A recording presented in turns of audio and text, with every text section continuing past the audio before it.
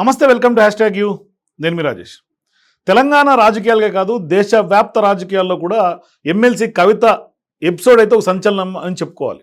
So ఈ నేపథ్యంలో ఇప్పుడు నెక్స్ట్ బీఆర్ఎస్ పార్టీ నుంచి ఎగ్జిట్ అయిన తర్వాత కవిత గారు ఏం చేయబోతున్నారు?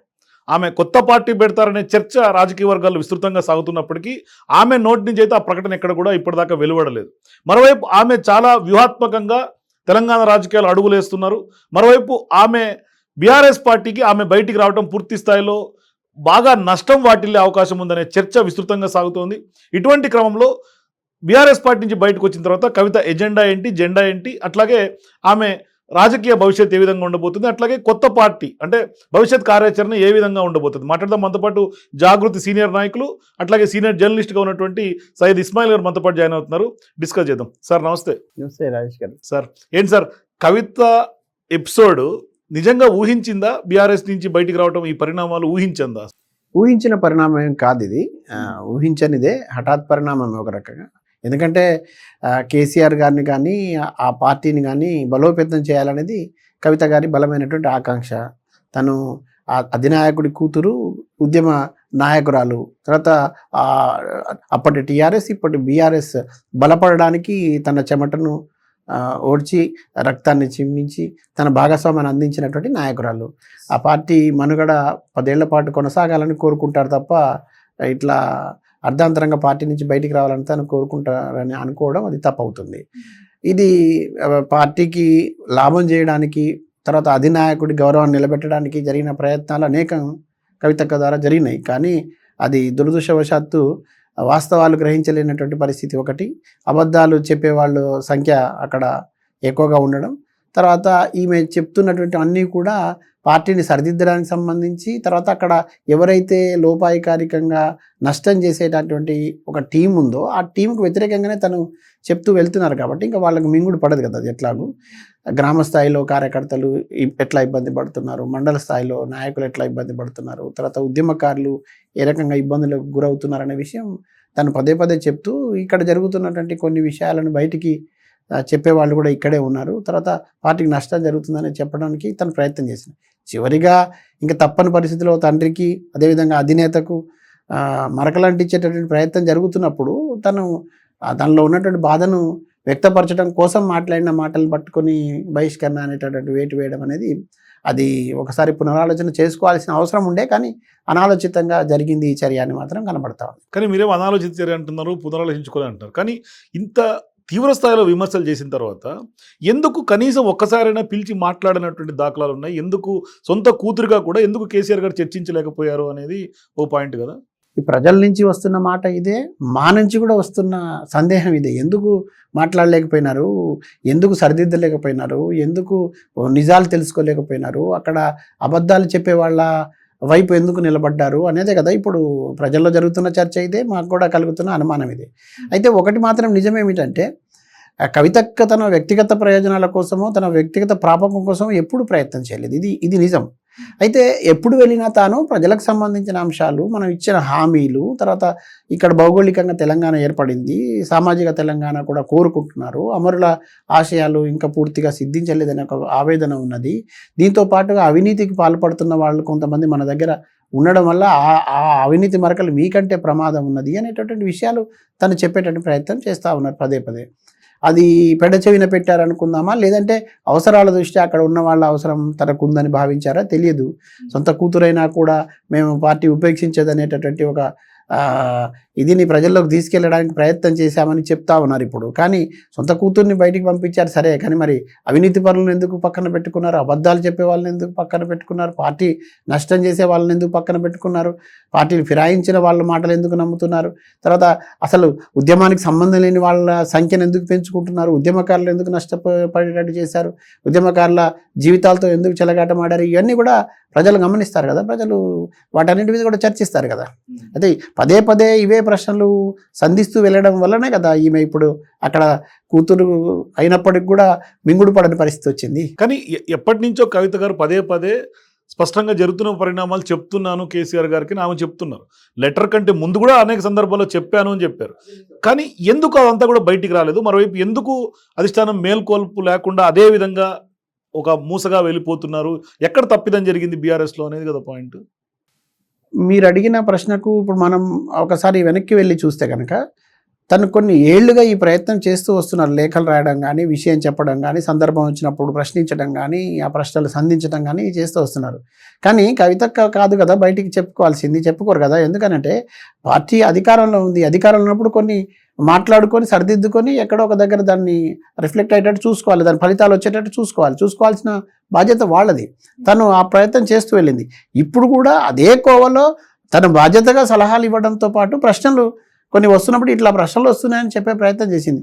దాన్ని లీక్ చేసిన వాళ్ళని కదా మనం అడగాల్సింది, అది కావాలని బయట పెట్టిన వాళ్ళని కదా అడగాల్సింది. సో మరి ఇప్పుడు బయట పెట్టిన వాళ్ళు అడగాలి అంటే ఇప్పుడు లీక్ చేసింది కూడా కవిత గారిని బయటికి పంపించే కుట్ర బీఆర్ఎస్ పార్టీ ముందు నుంచి చేసింది అనుకోవాలా? బీఆర్ఎస్ పార్టీ చేసిందని నేను అనను. అక్కడ ఉన్న వాళ్ళు ఇదే ఇప్పుడు లీక్ చేశారు కదా. మరి ఇన్నేళ్లుగా అడిగిన ప్రశ్నలలో అన్ని నిజాలు వాస్తవాలు ఉన్నాయి, ఉద్యమకారుల వైపు నుంచి ఉన్నాయి, ప్రజల వైపు నుంచి ఉన్నాయి. మరి వాటిని కూడా లీక్ చేయొచ్చు కదా, చెప్పొచ్చు కదా, ఆ విషయాలు చెప్పొచ్చు కదా. అప్పుడేమో మీకు ఈమె ఎక్కడ గౌరవం పెరుగుతుందనే భావన అప్పుడు ఉంటుంది. ఇప్పుడేమో ఈమెను ఎక్కడ తగ్గించాలో, అవకాశం ఎక్కడ దొరుకుతుంది, ఏ అవకాశాన్ని బట్టి ఏదో ఒక నెపం గుడ్డ కలిసి పైనేసి ఆమెను బయటికి పంపించాలనే దాంట్లో ఉన్న శ్రద్ధ. మరి సరిదిద్దుకోండి అని చెప్పి పార్టీ నిర్మాణాన్ని బలం చేద్దాం అనుకుని చెప్పిన సలహాలు, తర్వాత పార్టీకి సంబంధించి కొన్ని స్కీములు ప్రత్యేకంగా వచ్చిన వాటిలో ఈమె ఆలోచనలు, వీటన్నిటికీ బయట చెప్పరే. మరి అవి కూడా చెప్పాలి కదా. అప్పుడు ఇట్లా కష్టపడింది, ఇప్పుడు ఇట్లా చెప్పింది మాకు, అప్పుడు మేము పట్టించుకోలేదు, ఇప్పుడు మేము ఇట్లా చేసామనేది కూడా చెప్పాలి కదా. లీక్ చేసినటువంటి వాళ్ళు దాని మీద చెప్పే ప్రయత్నం చేయరు. పైగా ఈ లీక్ చేసి కూడా మళ్ళీ ఈమె మీదకే తప్పు వచ్చేటట్టుగా, తర్వాత మళ్ళీ వెనక ఉండి వాళ్ళ మౌత్ పీసులు కొంతమంది ఉంటారు, కొంచెం మోచేతి నీళ్ళు తాగే వాళ్ళతోని ఇష్టం వచ్చినట్టు మొరిగించేటటువంటి ప్రయత్నం కూడా చేస్తున్నారు. అయితే ఇక్కడ తెలంగాణ సమాజంలో ఒక గొప్ప విషయం ఏంటంటే ఎవరు ఎటువంటి వాళ్ళు, వాళ్ళ నేపథ్యం ఏంటి, గతంలో వాళ్ళు ఎట్లా పనిచేశారు, ఎవరి కోసం పనిచేశారు, ఎటువైపు నిలబడ్డారు, వాళ్ళు ఎక్కడెక్కడ ఎవరి కోసం అమ్ముడు పోయారు, పదవులు వస్తే ఎట్లా పెదవులు మూసుకున్నారు, ఇట్లాంటి అంశాలు కూడా చూస్తారు కదా. వాటి దృష్ట్యా అలా నైతికత, తర్వాత వాళ్ళకున్న క్రెడిబిలిటీ బయటపడిపోతుంది.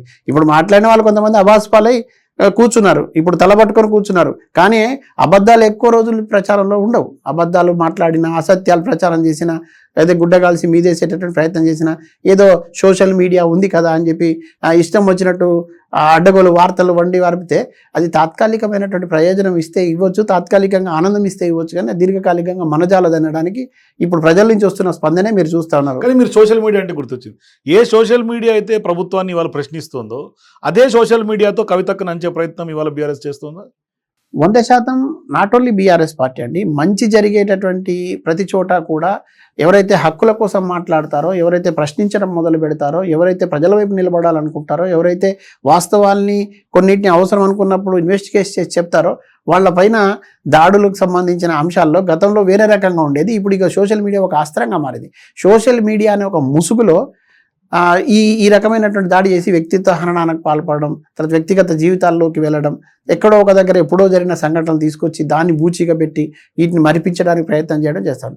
సోషల్ మీడియా నిజంగా చెప్పాలంటే ప్రజల చేతిలో ఒక మంచి వజ్రాయుధం.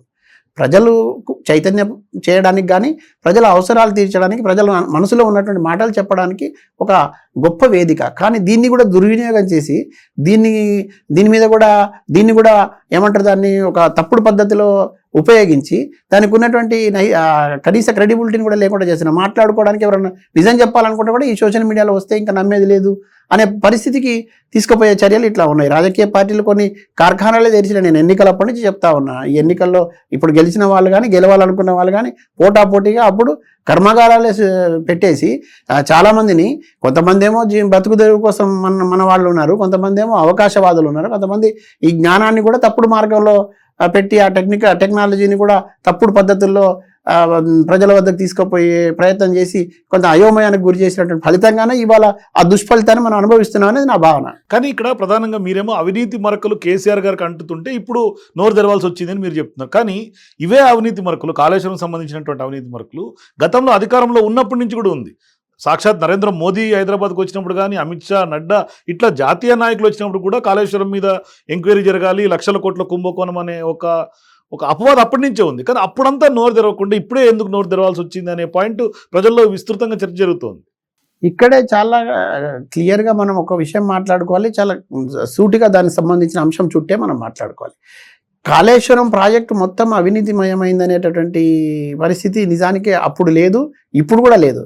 కాళేశ్వరం ప్రాజెక్టులో ఒక ప్రాంతంలో ఇట్లా జరిగింది అనే అంశం మనం మీడియా ద్వారా చూసిన తర్వాత కాంగ్రెస్ పార్టీ అధికారంలో వెళ్లే ముందు జరిగిన ఒక పరిణామం మనం గమనించాం. అక్కడ జరిగినటువంటి దాన్ని ప్రతి చోట జరిగే అవకాశం ఉంటుంది లోటుపాట్లు, కానీ లోపాలు సరిదిద్దుకోవడం వేరు, నాణ్యత లోపించడం వేరు. నాణ్యత లోపించడంతో పాటు అక్కడ అవినీతి చోటు చేసుకున్నదనే విషయాన్ని బయటికి కనపడేటట్టుగా అక్కడ కనపడడం వేరు. అయితే ఆ నిర్మాణం చేసినటువంటి సందర్భంలో బాధ్యతలో ఉన్నటువంటి వాళ్ళకు తప్పకుండా ప్రశ్న ఎదురవుతుంది. మీరున్నా నేనున్నా ఎవరున్నా దాన్ని నైతికంగా బాధ్యత వహించాల్సిందే. ఒకవేళ అవినీతి జరగలేదు, చాలా క్లియర్గా దాన్ని చెప్పవచ్చు, అవినీతి ఇక్కడ జరగలేదు, కొన్ని సందర్భాల్లో నాణ్యత లోపమో లేదంటే అక్కడ ఉన్నటువంటి పరిస్థితుల కారణంగానో లేకపోతే అక్కడ ఉన్న భూమి సాంద్రతకు సంబంధించి ఏదో చెప్పవచ్చు. కానీ అప్పుడొచ్చినా ఇప్పుడొచ్చినా దాన్ని సరిదిద్దుకొని ముందుకు పోయేది పోయి అవినీతి జరగలేదు అనేటటువంటి వాదన మొండిగా వీళ్ళు పెట్టుకొని, అవినీతి జరిగింది అనే ఒక వాదన వాళ్ళు పెట్టుకొని, వాస్తవాలు పరిశీలించడంలో కానీ దాని విచారణ చేపట్టడంలో కానీ, విచారించి దాన్ని తేల్చడంలో కానీ ఇప్పటివరకు కూడా నాకు తెలిసి ఎవరికి చిత్తశుద్ధి ఉన్నట్టుగా నాకు కనబడడం లేదు. ఒకవేళ ఉంటే కనుక అది జరిగిన సందర్భం లోపల మంత్రిగా ఎవరున్నారు చూసుకోవాల్సి ఉంటుంది. ఆ మంత్రి అడుగులకు మడుగులొత్తిన అధికారులు ఎవరు అది చూసుకోవాల్సి ఉంటుంది.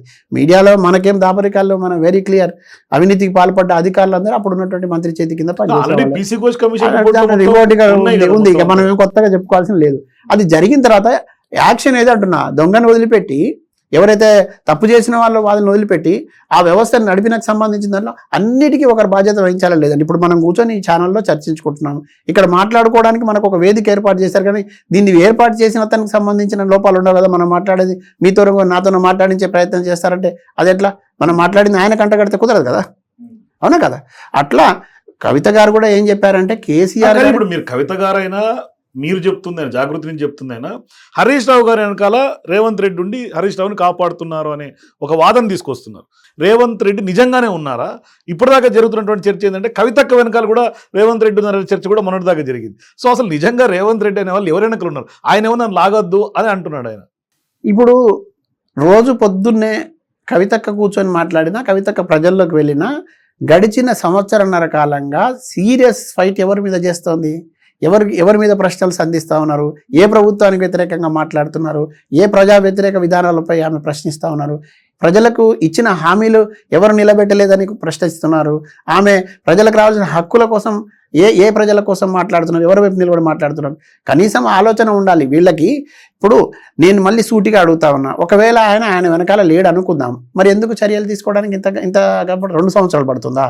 నువ్వు ఎన్నికల ముందే తెలుసు కదా మీకు ఇక్కడ ఏదో జరిగిందని, 2 ఏళ్ళు ఎందుకు పట్టింది? ఆయన మీద చర్యలు తీసుకోవాల్సి వస్తే కేసీఆర్ గారి మీద కూడా తీసుకోవాలి. మరి ఒకవేళ తప్పు చేసి ఉంటే అది ఎవరి మీదనైనా తీసుకోవాలండి. ఎందుకు అసలు ఎవరి మీదనైనా ఎందుకు ఉపేక్షిస్తున్నారు అంటారు. నేను ఒక జర్నలిస్ట్గా, ఈ తెలంగాణ ఉద్యమకారుడిగా, ఈ ప్రాంత పౌరుడిగా, ఇది ప్రజల సొమ్ము, ఇది ప్రజాధనం, ఏదో వాళ్ళది వీళ్ళది ఒక పార్టీతో ఒక రాజకీయాలతో కాదు, ఇది ప్రజాధనం. ఇది ఒకవేళ జరిగి ఉంటే ఖచ్చితంగా విచారణ చేసుకోవాలి. కేసీఆర్ గారు అధికారంలో ఉండి రేవంత్ రెడ్డి గారు తప్పు చేసినా విచారణ చేసి చర్యలు తీసుకోవాలి. రేవంత్ రెడ్డి గారు అధికారంలో ఉండి కేసీఆర్ గారు ఒకవేళ తప్పు చేస్తే తప్పకుండా విచారణ చేసి చర్యలు తీసుకోమని అంటున్నాం కదా. విచారణలో హైకోర్టుకు వెళ్ళి సుప్రీంకోర్టుకు వెళ్ళి దాన్ని కాపాడుకుంటున్నటువంటి పరిస్థితులు ఏమంటారా? అంటే నేను ఇక్కడే అంటున్నా, గెలిచేదంతా న్యాయం కాదు, న్యాయం తప్పకుండా గెలుస్తుంది, కానీ గెలిచేదంతా న్యాయం కాదంటాడు ఒక ఆయన. ఇప్పుడు మీకు అర్థమైంది కదా, న్యాయం తప్పకుండా గెలుస్తుంది, కానీ గెలిచేదంత న్యాయం. తాత్కాలికంగా కొంత ఊరటలు ఉపశమనాలు ఉండవచ్చు కాక, నిజాయితీగా కానీ దాని మీద చిత్తశుద్ధి ఉండి వీళ్ళు విచారణ జరిపిస్తే వాస్తవాలు తెలిసే అవకాశం ఉంటుంది. నిజాయితీగా వాళ్ళు కూడా మా వైపు మాకు అవినీతి లేదు అని నిరూపించుకోగలిగినట్టు కొట్లాడితే ఖచ్చితంగా వాళ్ళు ఉత్తిదే అపవాదులని కొట్టి పారేసుకోవచ్చు. కవిత గారు కానీ మీరు కానీ జాగృతి నుంచి సిబిఐ విచారణ స్వాగతిస్తున్నారా, వ్యతిరేకిస్తున్నారా? నేను ఇప్పుడున్నటువంటి పరిస్థితుల్లో అది సిబిఐనా, ఏసీబీనా, లేదంటే ప్రభుత్వం సంబంధించినటువంటి ఏ ఏజెన్సీ అన్న కానివ్వండి, లేదంటే ఏదైనా కమిషన్ కానివ్వండి, ప్రజల కోరిక మేరకు, ప్రజల ఆకాంక్షల మేరకు, ప్రజలను తప్పుదోవ పట్టించకుండా, ప్రజలు ఎక్కడ కూడా ప్రజల మధ్య వీళ్ళు పోయిన కమిషన్లు అబాస్ పాలు కాకుండా చిత్తశుద్ధితోని దాని మీద నిజాయితీతో విచారణ జరగాలని నేను కోరుకుంటాను. ప్రతి ఎక్కడ అవినీతి జరిగినా ఎందుకంటే ఇప్పుడు సిబిఐ చేస్తేనేమో రేవంత్ రెడ్డి కక్షాదింపు. ఇప్పుడు మళ్ళీ చెప్తాను, నేను రాష్ట్ర ప్రభుత్వాన్ని కానీ కేంద్ర ప్రభుత్వాన్ని కానీ ఆ చేపట్టేటటువంటి ఏజెన్సీలు, సంస్థలు తమ నిజాయితీ నిరూపించుకునేటట్టుగా ప్రజల మధ్య అబాస్పాలు కాకుండా ఉండాలని నేను పదే కోరుతున్నా, మళ్ళీ చెప్తా ఉన్నా. అది ఎవరైనా కాదు. ఇక్కడ మరొక చిన్న పాయింట్, నిజాయితీ నిరూపించుకోవాల్సింది ఏజెన్సీలా, బీఆర్ఎస్ పార్టీ అధినేతగా ఉన్నటువంటి కేసీఆర్? ఒకవేళ అవినీతికి పాల్పడి ఉన్నట్లయితే ఆ అవినీతిని తేల్చాల్సిన బాధ్యత ఎవరైతే కమిషన్ వేశారో కమిటీ ఏజెన్సీ వచ్చిందో అది నిరూపించాలి. ఒకవేళ తప్పుడు ఆరోపణలతో ప్రభుత్వాలే కనుక కక్ష సాధింపుగా చేసి ఉంటే కనుక దానికి సంబంధించిన విచారణ జరిగేటప్పుడు వీళ్ళ డొల్లతనం ప్రజలు ఖచ్చితంగా గుర్తిస్తారు, పార్టీలు కూడా గుర్తిస్తాయి, ఇక్కడున్న ప్రజా సంఘాలు గుర్తిస్తాయి. చాలా విషయాలు చాలా పనులు ప్రభుత్వాలు చేయలేనివి, ప్రభుత్వ రంగ సంస్థలు చేయలేనివి ప్రభుత్వాలు ప్రజలు చేసి గెలిపించుకున్నారు. ఖచ్చితంగా మంచి తీర్పు ఇస్తారు. చూసి ఎక్కడ తీర్పు ఇవ్వాలో అక్కడ తీర్పిస్తారు. ఇప్పుడు మొన్న కవితక్క గారు మాట్లాడిన సందర్భంగా హరీష్ రావు, సంతోష్ రావు ఇద్దరు అవినీతి అనుకొండలు. ఆయన ఒకప్పుడు ఎట్లుండే, ఇప్పుడు ఎట్లున్నాడు, ఎట్లుండే అప్పట్లో ఇప్పుడు ఎట్లుండే అనే పాట కూడా ఉంది, ఎట్లుండే తెలంగాణ. అట్లా ఇప్పుడు కవితక్క స్పష్టంగా చెప్తోంది కాళేశ్వరం అవినీతి హరీష్ రావు కేర్ ఆఫ్గా జరిగింది అని. ఇప్పుడు ఆమె స్టేట్మెంట్ కూడా కొంత తీసుకోవాలని ఆమె కూడా రిక్వెస్ట్ చేస్తున్నారు. సో ఇంకా సిబిఐకి వాళ్ళకి మరింత ఈజీ అయింది అనుకోవాలా, లేకుంటే ఖచ్చితంగా కేసీఆర్ గారికి సంబంధం లేకుండా జరిగింది అనుకోవాలి ఇదంతా? ఇక్కడ విచిత్రమైన ఒక వాదన వస్తుంది, అది రాజకీయ పార్టీల నుంచి వస్తుంది, మీడియా నుంచి కూడా వస్తుంది. ఇప్పుడు అసలు విచారణ ఎదుర్కోవాల్సింది బీఆర్ఎస్ పార్టీ, విచారణ జరపాల్సింది ఈ రాష్ట్రంలో ప్రభుత్వం అధికారంలో ఉంది, కేంద్ర ప్రభుత్వం అధికారంలో ఉంది.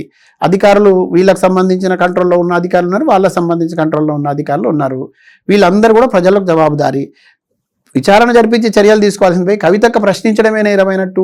ఈమె ప్రశ్నించినప్పుడే దాన్ని ఇప్పుడు కవితక్కనే ఆమె చెప్పింది కాబట్టి మేము విచారణ చేస్తే సిగ్గుచేట అది. ఇప్పుడు చాలా మంది మాట్లాడుతున్నారు. నేను కొన్ని సందర్భాల్లో కాంగ్రెస్ బీజేపీ వాళ్ళు ఉండి ఇది కవితక్కని సాక్షిగా పెట్టి చేయాలా, లేకపోతే ఆమె చెప్పింది కాబట్టే మేము నమ్మాలంటే ఈమె చెప్పే చాలా విషయాల్లో నిజాలనే విషయం ప్రజలకు తెలుసు, అక్కడ వాళ్ళకి తెలుసు.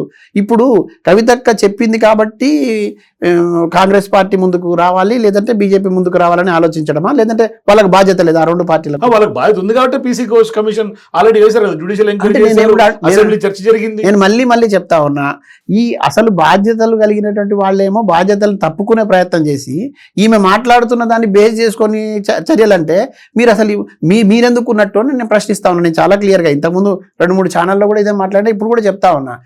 బాధ్యత కలిగిన వాళ్ళు బాధ్యతల నుంచి తప్పుకొని ఒక విషయాన్ని ఇట్లా జరుగుతోందని చెప్పిన వాళ్ళకి సంబంధించి మమ్మల్ని సెంట్రిక్ చేసుకొని మీరు విచారణ జరుపుతానంటే ప్రజల్ని చేసుకోండి, ప్రజల అభిప్రాయాలు తీసుకోండి, మెజారిటీ ప్రజల మధ్యన విచారణలు జరపండి, ప్రజా సమూహాలు పిలిచి ప్రజా సభలు పెట్టండి. జనాలు ఇక్కడ సొంత కూతురే అవినీతి జరిగింది అని స్పష్టంగా చెప్తూ ఉంటే ఇంకా విచారణ ఏజెన్సీలు ఎందుకు అనేది కూడా ఒక చర్చ జరుగుతుంది. అంటే కేవలం ఇది ఒక్క అంశం మాత్రమే కాదు కదండి, ప్రజలు ఎదుర్కొంటున్న చాలా సమస్యలు ఉన్నాయి. ఇక్కడ ప్రభుత్వాల వైఫల్యాలు, గత ప్రభుత్వాల వైఫల్యాలు ఉన్నాయి, ఇప్పుడు ప్రభుత్వ వైఫల్యాలు కూడా ఉన్నాయి.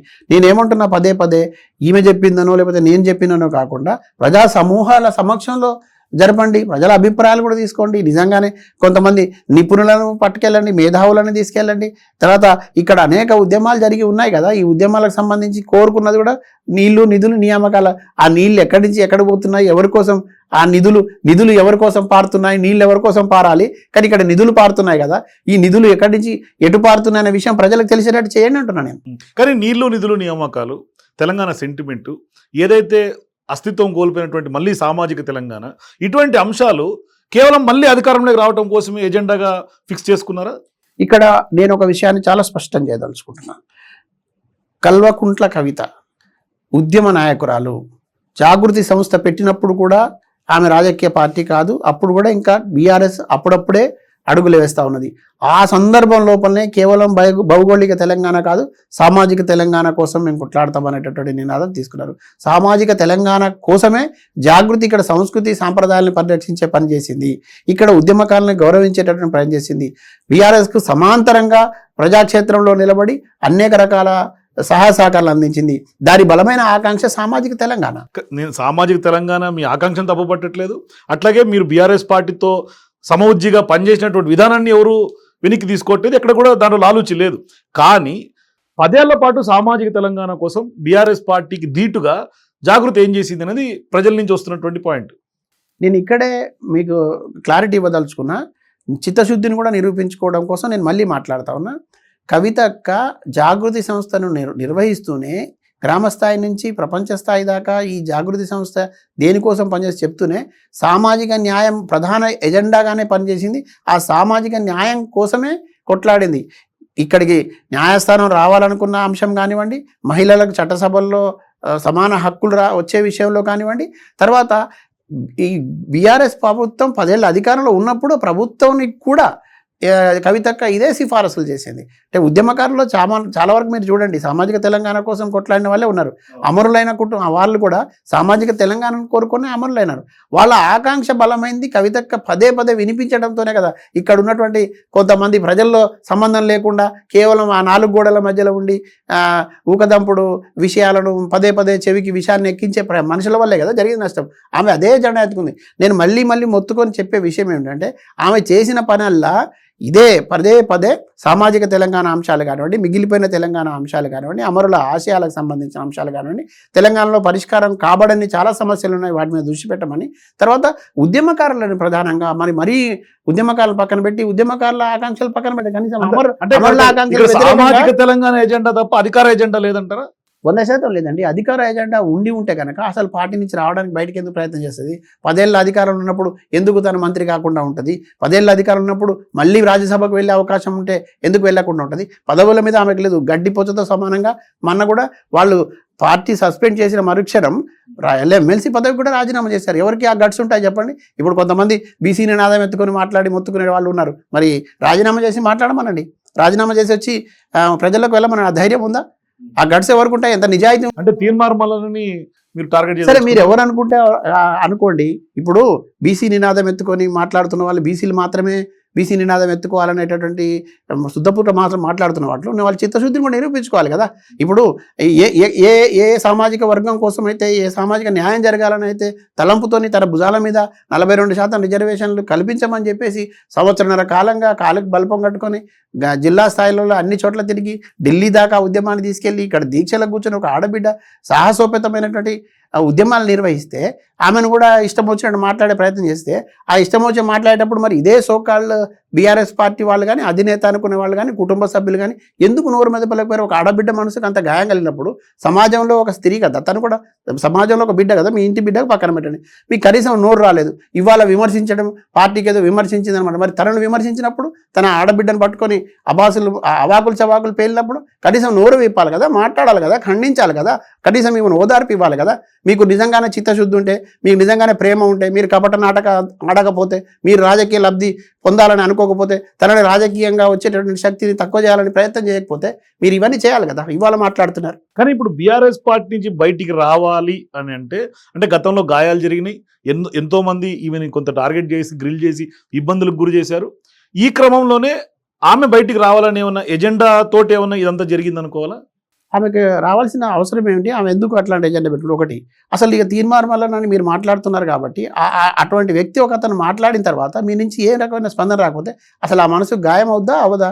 నిజంగా మనం అనుకుందాం, ఆమె ఏమనుకుందో పక్కన పెడదాం. అట్లా జరిగిన తర్వాత అసలు కలిసి ఉండడం కుదురుతుందా? ఈమెకు అసలు మనసు ఒప్పుతుందా? అంత జరిగిన తర్వాత మీ వైపు నుంచి కనీస రెస్పాన్స్ రాకపోతే, తట్టుకొని నిలబడడం, కుటుంబం నుంచి సపోర్ట్ రాకపోతే ఎంత బాధ ఉండాలి? సమాజం నుంచి వచ్చినప్పుడు మీకు కనీసం సోయి లేదు, ఇక మిమ్మల్ని పట్టుకొని వేలాడడం అవసరం. దానికంటే ముందు అంటే తీర్మార్మల్ల ఎపిసోడ్ కంటే ముందు నుంచి కూడా కవిత గారు వేస్తున్నటువంటి రాజకీయ అడుగులు కొంత సొంత ఎజెండాగా బీఆర్ఎస్ పార్టీ లైన్ క్రాస్ అయ్యి వెళ్తోందనే ఒక టాక్ కూడా నడిచింది అప్పట్లో. బీఆర్ఎస్ పార్టీ లైన్ క్రాస్ అయినట్టయితే కనుక కేసీఆర్ గారి నాయకత్వాన్ని బలపరుస్తూ, కేసీఆర్ గారి మీద అవినీతి ఆరోపణలు వచ్చినప్పుడు దాన్ని ఎదుర్కొంటూ, కేసీఆర్ గారి ప్రభుత్వాన్ని కాపాడుకుంటూ, కేసీఆర్ గారికి రక్షణ కవచంగా నిలబడి ఆమె చేసినన్ని ఉద్యమాలు, ఆమె చేసినటువంటి ఆందోళనలు బీఆర్ఎస్ పార్టీలో ఏ ఒక్క నాయకుడు కానీ, ఏ ఒక్క ప్రజా అనుబంధ సంఘం కానీ చేయలేదు. ప్రూవ్ చేయమనండి. ఈ సంవత్సర కాలంలో వాళ్ళు చేసిన ఆందోళన ఏమిటో చెప్పమనండి. ఇందిరా పార్క్ దగ్గర ఎన్ని దీక్షలు చేసినారు, ఢిల్లీకి వెళ్ళి ఎన్ని వినతి పత్రాలు ఇచ్చినారు, బాధితుల దగ్గరికి ఎంతమంది నాయకులు వెళ్ళినారు, లేదంటే ఇక్కడ జరిగినటువంటి కొన్ని దురదృష్టకరమైన సంఘటనల సందర్భంగా స్పందించిన తీరేమిటి? ఇట్లాంటి అంశాల పట్ల కవిత గారు మాట్లాడారు. కవిత గారు పరామర్శలకు వెళ్ళారు, కవిత గారు ఓదార్పులకు వెళ్ళారు, కవిత గారే కానుకుర్తి లాంటి ఊరికి వెళ్ళి బాధితుల సమూహంలో కూర్చున్నారు, వాళ్ళ బాధలు విన్నారు. అక్కడ ఊరంతా తరలిస్తూ ఉన్నారని అంటే వాళ్ళకు ఓదార్పునిచ్చారు. కేసీఆర్ గారు వస్తేనే మీకు న్యాయం జరుగుతుంది, కేసీఆర్ గారు లేకపోవడం వల్ల మీకు అన్యాయం జరిగిందని తను మాట్లాడారు. 42% రిజర్వేషన్ల విషయంలో కూడా కేసీఆర్ బాబు పట్టుకుని ఆందోళన చేశారు, నిరసనలు చేశారు. ఎక్కడికి వెళ్ళినా కేసీఆర్ గారు నాయకత్వంలోనే నేను పనిచేస్తాను, నేను బీఆర్ఎస్ ఎమ్మెల్సీనని మరీ చెప్పారు. ఇంకా ఆయనకు వ్యతిరేకంగా చేసింది ఎక్కడ? ప్రజల వైపు నిలబడి మాట్లాడడం తప్ప, ప్రజల వైపు నిలబడి ఇంకా పార్టీని కాపాడుకోవడం అనుకోవడం తప్ప, కుటుంబాన్ని వెనకేసుకొచ్చి తను అక్కడ వస్తున్నటువంటి ఎదురు దెబ్బల్ని తానే ముందు నిలబడడం తప్ప, తర్వాత అక్కడ ఉన్న మనుషులు కుట్రలు చేస్తూ ఉంటే ఆ కుట్రలకు ఆ తండ్రి ఎక్కడ బలవుతాడో అన్న ఎక్కడ బలవుతాడని తాను మీదేసుకొని ఇంకా ఓర్పుతో సహనంతో నిలబడడం తప్ప ఎక్కడ ఈ బీఆర్ఎస్ పార్టీకి ఆమె చేసిన నష్టం ఏంటో చెప్పండి. మీరేమో రక్షణ కవచంగా కేసీఆర్ గారికి కవిత గారు ఉన్నారు అని మీరు అంటున్నారు. ఆమెమో ఖచ్చితంగా వాళ్ళ తండ్రి ఇప్పటికి కూడా ఇంకా అవినీతి మరకలు లేవు, దేవుడు అనే ఒక నమ్మకంతో ఉన్నారు. కనీసం ఇప్పుడు వెలివేసిన తర్వాత, వేటు వేసిన తర్వాత ఇప్పటికైనా కేసీఆర్ గారి మీద మనసు మార్చుకున్నారు కవిత గారు? కవిత గారు మనసు మార్చుకున్నారా లేకపోతే మేము మనసు మార్చుకున్నామా అనేది పక్కన పెట్టండి. మా కవిత గారి మనసులో ఒకటే ఉంది, మా నాయకత్వంలో కూడా ఒకటే ఉంది. ఏమిటంటే ఇక్కడ తెలంగాణలో ఉన్నటువంటి మొత్తం సప్పండ వర్గాల శ్రమ వృధా కాకూడదు, వాళ్ళ ఆకాంక్షలు నెరవేరకుండా ఉండకూడదు, వాళ్ళు కోరుకున్నటువంటి కోరికలు తీరాలి. అది గతంలో 10 ఏళ్ల కాలంలో చేసినప్పుడు ఎక్కడెక్కడైతే విస్మరించినామో, ఎక్కడైతే వదిలేసామో వాటిని మళ్ళీ పూర్తి చేయాలి. అది ఇప్పుడు వచ్చిన ప్రభుత్వం ఎక్కడైనా చేస్తుందేమో 2 ఏళ్ళు చూసినా కూడా అది జరిగే పరిస్థితి లేదు. కాబట్టి ఖచ్చితంగా ఒక ఉద్యమ ఆకాంక్ష బలంగా ఉన్నవాళ్ళు, తర్వాత సోయి ఉన్నవాళ్ళం, ఆ పేగుబంధంతో వచ్చిన నాయకత్వం కాబట్టి మనం మాత్రమే మళ్ళీ దాన్ని పూర్తి చేయగలం. కాబట్టి ప్రజల్లోకి వెళ్దాం, ప్రజల్లోకి వెళ్ళి ఖచ్చితంగా ప్రజల ఆకాంక్షలను కనుక్కుందాం, మేధావుల్ని కలుద్దాం, విద్యార్థులను కలుద్దాం, యువతను కలుద్దాం, మహిళల్ని కలుద్దాం, రైతుల్ని కలుద్దాం, కూలీల్ని కలుద్దాం, ఆదివాసీలను కలుద్దాం, గిరిజన బిడ్డల్ని కలుద్దాం. అన్ని చోట్లకు వెళ్ళి దళిత, గిరిజన, బహుజన బిడ్డలందరితో కలిసి వాళ్ళకి ఏదైతే కోరుకున్నారో, ఎక్కడైతే లోపం జరిగిందో, ఎవరైతే నష్టం చేశారో మళ్ళీ వాళ్ళందరినీ కలుపుకొని ఈసారి పూర్తిగా సామాజిక న్యాయం జరిగేటట్టుగా ఒక కొత్త రూపంలో మళ్ళీ ఒక కొత్త శక్తిగా ఆవిష్కరించి ప్రజల సమస్యలు పరిష్కరించడం కోసం ఒక ఉద్యమ సంస్థ నిర్మిద్దామనే ఆలోచన అయితే ఉన్నది తప్పకుండా. సో ఇప్పుడు కొత్త శక్తి అంటే నెక్స్ట్ ఫ్యూచర్లో కొత్త పార్టీ ఎప్పుడు పెట్టబోతున్నారు? ఇప్పటి వరకు అయితే రాజకీయ పార్టీ పెట్టాలని కానీ, పార్టీ పెడుతున్నట్టు కానీ కవిత గారు చెప్పలేదు, మా మధ్య కూడా చర్చ జరగలేదు. ప్రజల నుంచి అభిప్రాయాలు తీసుకోవాలనే ఆకాంక్ష మాత్రం ఉంది. ప్రజల నిర్ణయానికి కట్టుబడి మెజారిటీ ప్రజలు ఏది కోరుకుంటారో ఆ వైపుగా వెళ్ళడానికి మాత్రం సిద్ధంగా ఉన్నారు. సో ఇప్పుడు మీరు సామాజిక తెలంగాణ ఎజెండా అని అంటున్నారు, సామాజిక తెలంగాణ అంశాలు చెప్తున్నారు, ఏవైతే పెండింగ్ ఉన్నాయో అవన్నీ కూడా క్లియర్ చేయాలంటున్నారు. మొత్తం ఆదివాసీల నుంచి మొదలుకుంటే మొత్తం ఉద్యమకారుల దాకా అందరి అభిప్రాయాలు తీసుకుంటున్నారు. వాళ్ళందరూ కూడా ఇప్పుడు కవితని గారిని డిమాండ్ చేసి ఖచ్చితంగా పార్టీ పెట్టాల్సిందే, బీఆర్ఎస్ పార్టీకి ఆల్టర్నేట్గా కవిత గారే మాకు కనిపిస్తున్నారు అని కనుక ఒక ఒపీనియన్ వస్తే అప్పుడన్నా పెడతారా కనీసం? మొత్తం కేవలం రాజకీయ పార్టీ పరంగానే కాదండి, ప్రజా సమూహాల ఉద్యమ శక్తుల కోరికలు, ఆకాంక్షలకు అనుగుణంగా మేము ముందుకు సాగుతామంటున్నాం. ఇప్పుడు కూడా మళ్ళీ చెప్తా ఉన్నా, రాజకీయ పార్టీ పెట్టడం మాత్రమే పరమావధిగా పనిచేసే సంస్థ జాగృతి కాదు, రాజకీయ లబ్ధి కోసం పనిచేసేటటువంటి సంస్థ జాగృతి కాదు, రాజకీయ ప్రయోజనాలు కోరుకునే సంస్థ జాగృతి కాదు. కానీ ఈ రాజకీయ ప్రత్యామ్నాయ శక్తిగా మాత్రం నిలబడి ఈ జరుగుతున్నటువంటి రాజకీయాలను ఎంటగట్టడంతో పాటు ప్రజల ఎజెండా అమలు జరగాలని కోరుకునే శక్తిగా మాత్రం జాగృతి. సో ఇప్పుడు మీరు పార్టీ అనేది ఇంకా పూర్తి స్థాయిలో క్లారిటీ లేదు కాబట్టి రాజకీయ శక్తిగా ఎదగాలనుకుంటున్నారు. కానీ రాజకీయ శక్తిగా ఎదిగితే ఇక్కడ మరి తెలంగాణలో పొలిటికల్ వ్యాక్యూమ్ ఉందా అంతా? ఎందుకంటే 2 జాతీయ పార్టీల మధ్య పోరాటం జరుగుతోంది. ఇప్పటికే ప్రాంతీయ పార్టీగా ఉన్నటువంటి బీఆర్ఎస్ పార్టీ జాతీయ స్థాయిలో వెళ్దామని చెప్పి బొక్కబొరల పడినటువంటి సందర్భం ఉంది. మరి ఎంత మేరకు వ్యాక్యూమ్ ఉండబోతుంది మీరు వస్తే? ఒకటి నిజం, ప్రజలకు మేలు జరిగేంత వరకు ప్రజలు తమకు రావాల్సిన హక్కులు, మాకు కావాల్సిన హక్కులు తీరాయనంత వరకు ఖచ్చితంగా వ్యాక్యూమ్ ఉంటుంది. అది రాజకీయ పార్టీలకే కాదు, ఉద్యమ సంస్థలకు కూడా ఉంటుంది. ఆ ఉద్యమం తీసుకునే రూపం కూడా ప్రజల ఆకాంక్షలకు అనుగుణంగా ఉండే అవకాశం ఉంటుంది. కాబట్టి మెజారిటీ ప్రజలు ఇంకా తమ ఎక్కడో ఒక ఉన్న అసంతృప్తి వెలగెక్కడానికి కోసం ఇప్పటికే చాలా ఉద్యమాలు చేస్తూ ఉన్నారు, చాలా నిరసనలు తెలియజేస్తూ ఉన్నారు. ఈ నిరసనలను కూడా కనపడకుండా, ఉద్యమాల్ని కూడా కనపడకుండా అణిచివేయాలనే ధోరణితో కొంతమంది అధికారంలో ఉన్నటువంటి వాళ్ళు వాళ్ళ ఏమంటారు దాన్ని, నియంతృత్వ పోకడల్ని ప్రదర్శిస్తూ ఉన్నారు. ఈ నియంతృత్వ పోకడలు ఉన్నంతకాలం, ఈ అహంకారపూరితంగా పరిపాలన ఉన్నంతకాలం, ప్రజల ఆకాంక్షలను పట్టించుకోకుండా కేవలం తమ రాజకీయ మనుగడ మాత్రమే ప్రధానం, తమకు అధికారం మాత్రమే ప్రధానం అనేటటువంటి ఆలోచన ఉన్నంత కాలం ఖచ్చితంగా నిరసనలు ఉంటాయి, ఆందోళనలు ఉంటాయి, ఉద్యమాలు ఉంటాయి. ప్రజల సమస్యల పరిష్కారం కోసం కదిలి వచ్చేటటువంటి సమూహాల సంఖ్య కూడా పెరుగుతుంది. ఆ సమూహాల సంఖ్యతో పాటు ఈ సమూహాల శక్తిని కూడగట్టడంలో తప్పకుండా మిగతా కొన్ని సంస్థలు ఎట్లయితే పనిచేస్తాయో జాగృతి కూడా బలంగా పనిచేస్తుంది. అవసరమైతే నాయకత్వం వహించాల్సి వచ్చినప్పుడు తప్పకుండా నాయకత్వం వహిస్తుంది. కానీ ప్రధానంగా హరీష్ రావు, సంతోష్ రావు టార్గెటెడ్గానే రీసెంట్గా చేసినటువంటి తీవ్రస్థాయి విమర్శలు. అయితే ఇక్కడ ప్రధానంగా కేటీఆర్ గారి తాజా కామెంట్స్ చూస్తే ఇప్పటిదాకా ఎక్కడ ఆయన కవిత గారికి సంబంధించినటువంటి వ్యాఖ్యల మీద రియాక్ట్ అవ్వాలి. రీసెంట్గా ప్రెస్ మీట్లో జర్నలిస్టులు కొంతమంది క్వశ్చన్లు అడిగితే కూడా నేను మాట్లాడాల్సింది ఏం లేదు, పార్టీ ఆల్రెడీ ఒక డెసిషన్ తీసుకుంది, జరగాల్సినవన్నీ జరిగినాయి అని చెప్పాడు.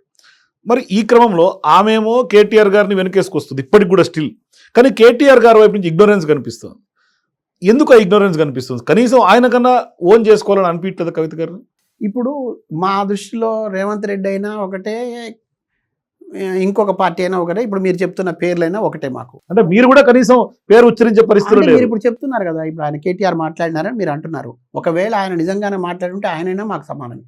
మాకు ఇక మీదట ఏ రకమైనటువంటి బంధాలు ఆ పార్టీతో లేవు. మాకు ప్రజలతో బంధం ఉంది, ఉద్యమాలతో బంధం ఉంది, ఈ ప్రజా సమూహాలతో బంధం ఉంది, ఇక్కడ సమస్యలతో బంధం ఉంది. తర్వాత ఇక్కడి నుంచి వచ్చినటువంటి ఆత్మగౌరవ నినాదంతో మాకు బంధం ఉంది.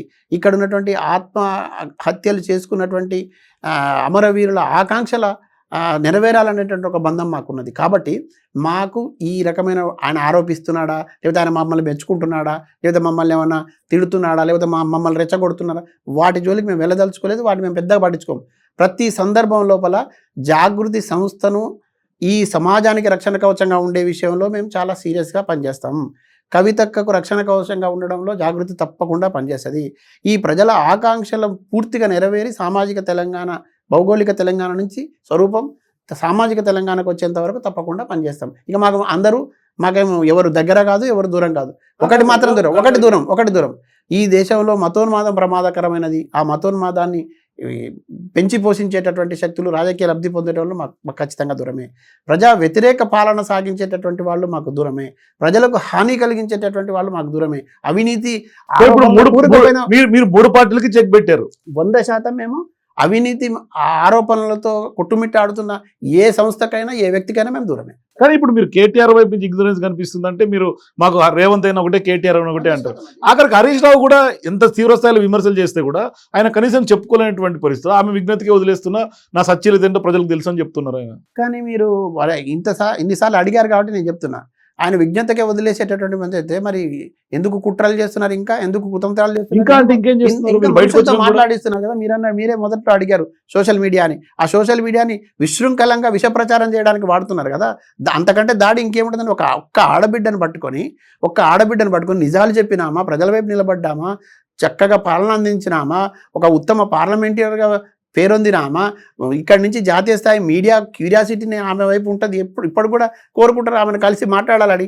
తర్వాత ప్రజల సమూహాలు, పెద్ద సమూహాలు ఆమె వెంట ఉంటాయి. అట్లా ఆమెను పట్టుకొని మీరు ఇంకా వన్ సైడ్ లాగా మేము దాడి చేస్తూనే ఉంటాం, కానీ మేము పైకి మాత్రం విజ్ఞత వదిలేస్తున్నామనంటే ఎవరు నమ్మాలి, ఎందుకు నమ్మాలి? ప్రజలకు తెలియదా ఇదంతా? ప్రజలు గమనించట్లేరా? ఎవరు మాట్లాడుతున్నారు? నిన్నటిదాకా మీ వెనక ఉన్న వాళ్ళు కదా, మీతో లబ్ధి పొందిన వాళ్ళు కదా మాట్లాడేది.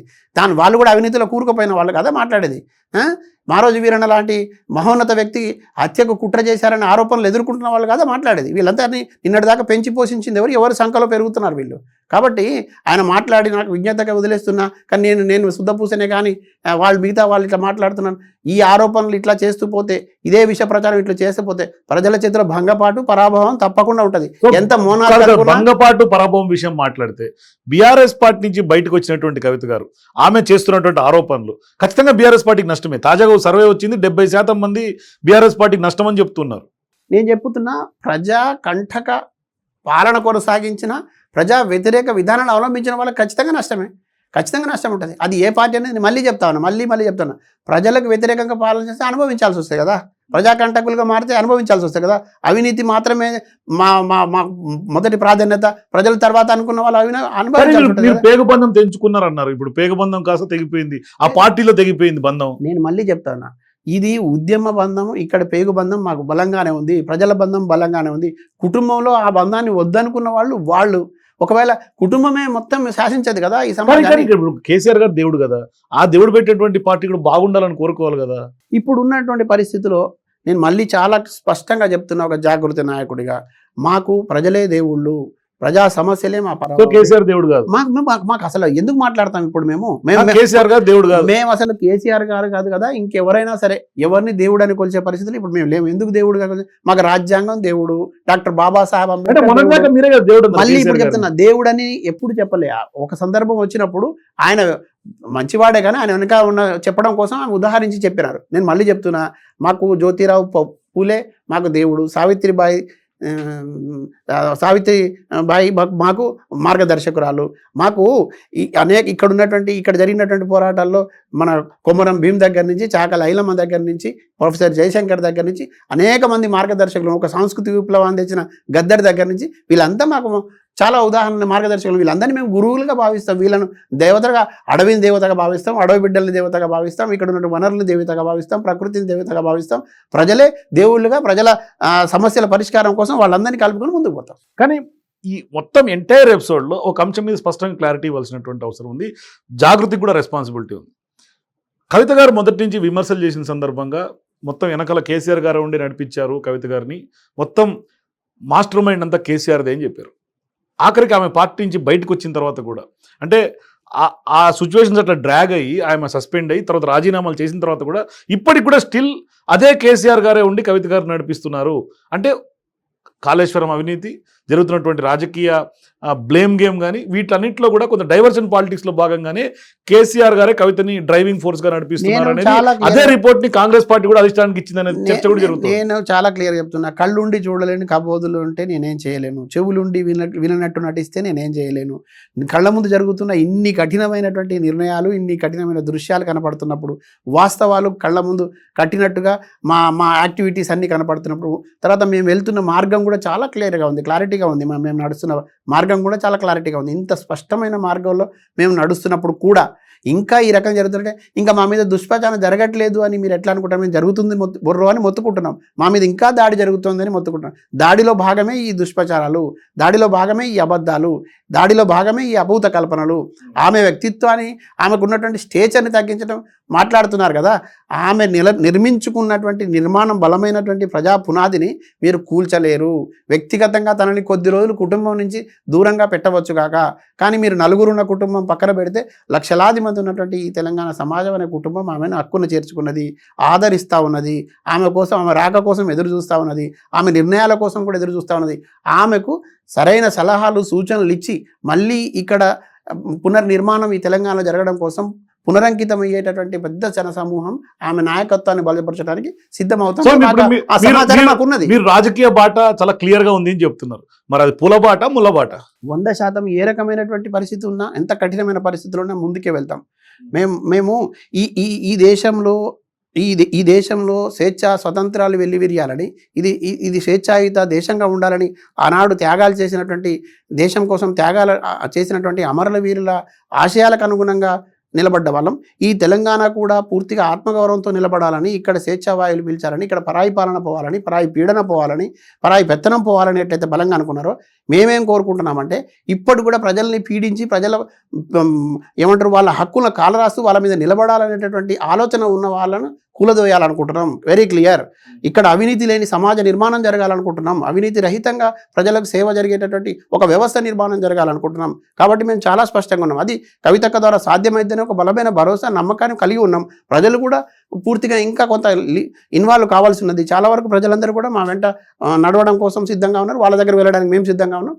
ఆలోచనలు తీసుకుంటాం, సలహాలు తీసుకుంటాం, సూచనలు తీసుకుంటాం. ఖచ్చితంగా ఒక బలమైన నిర్మాణంతో మాత్రం ఖచ్చితంగా ముందుకు పోతుంది. అది ఏ రకమైన బాటనే కానీ ప్రజల బాట, ప్రజలు చూపే బాటలో ముందుకు పోతుంది. సో చివరిగా అన్ని సలహాలు, సూచనలు తీసుకున్న తర్వాత ఏంటి రాజకీయ పార్టీ ప్రకటన ఎప్పుడు ఉండబోతుంది?